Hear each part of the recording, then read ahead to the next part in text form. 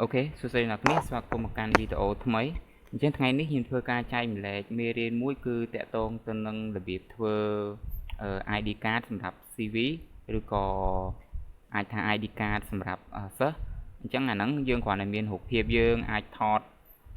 មុខឲ្យចំទៅឬក៏រៀងពិឆិតបន្តិចអីក៏បានដែរឬក៏រូបភាពណាដែលយើងគិតថាមើលទៅស្អាតយើងអាច convert វាបាន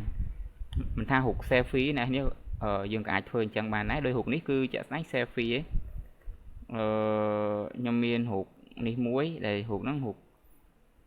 selfie ប៉ុន្តែខ្ញុំអាចធ្វើរូប selfie ទាំងអស់ហ្នឹងទៅជា ID card បានអូខេឥឡូវឧទាហរណ៍ថាខ្ញុំមានរូបនេះមួយនេះរូបនេះអូខេរូបនេះរូប selfie អ្នកគ្នាប៉ុន្តែយើងអាចចូលរូបហ្នឹងធ្វើជា ID card បានអូខេអញ្ចឹងរបៀបធ្វើយើងប្រើ Gemini AI របស់ Google អ្នកគ្នាអាចចូលទៅ Gemini AI មកហើយតបអ្នកគ្នាយក Google Gemini តបមកអ្នកគ្នាអាចធ្វើការ upload រូបភាពរបស់អ្នកគ្នាដែលចង់ធ្វើ ID card នឹងចូលឥឡូវខ្ញុំ upload ចូលអញ្ចឹងអានេះគឺ technique prompt យើងអាចសរសេរធ្វើម៉េចឲ្យ Gemini យល់ឥឡូវឧទាហរណ៍ថាខ្ញុំសរសេរចេះទៅ please turn this photo into formal ID card photo អញ្ចឹងចា៎ with a shoot ហើយមកដាក់ថាមួយទៀត and keep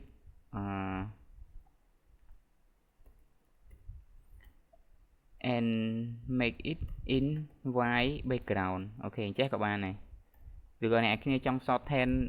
ផ្សេងទៀតក៏បានប៉ុន្តែខ្ញុំមិនផ្សេងចេះទេដើម្បីឲ្យវាងាយយល់អញ្ចឹងខ្ញុំឲ្យរូបគាត់ដែលថត selfie ហ្នឹងគឺទៅជា formal ID card photo ហើយពាក់អាវធំហើយ background គឺខ្ញុំចង់បានពណ៌ស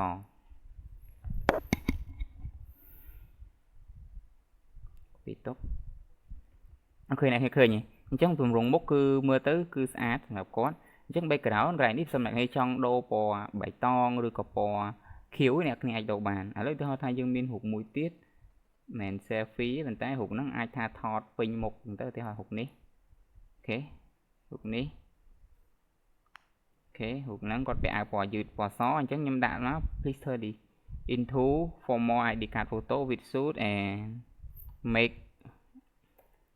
dark blue ចុះឧទាហរណ៍ dark blue background អូខេអញ្ចឹងពេលអ្នកគ្នាធ្វើអញ្ចឹងទៅគឺយើងអាចយករូបថតហ្នឹង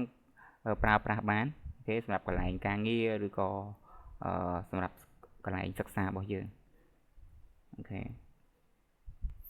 អញ្ចឹងហ្នឹងព្រមវាមានវិធីច្រើនដែលអ្នកគ្នាចង់ធ្វើហើយបើសិនមកយើងចង់ specify ថាយើងចង់បាន3x4 ឬក៏4x6 យើងដាក់ 4x6 ថែមទៀតទៅអូខេអ្នកគ្នាឃើញទេអញ្ចឹងយើងបានទទួលរូបមួយលក្ខណៈបែបនេះអញ្ចឹងរូបហ្នឹងយើងអាចយកប្រើប្រាស់បានអូខេអរគុណអ្នកគ្នាអញ្ចឹងមេរៀននេះគឺខ្ញុំចែកម្លែកតែប៉ុណ្្នឹងទេសម្រាប់អ្នកគ្នាមានជាចម្ងល់អីអាច comment នៅក្នុងវីដេអូខាងក្រោមបានបាយបាយជួបគ្នានៅមេរៀនបន្ត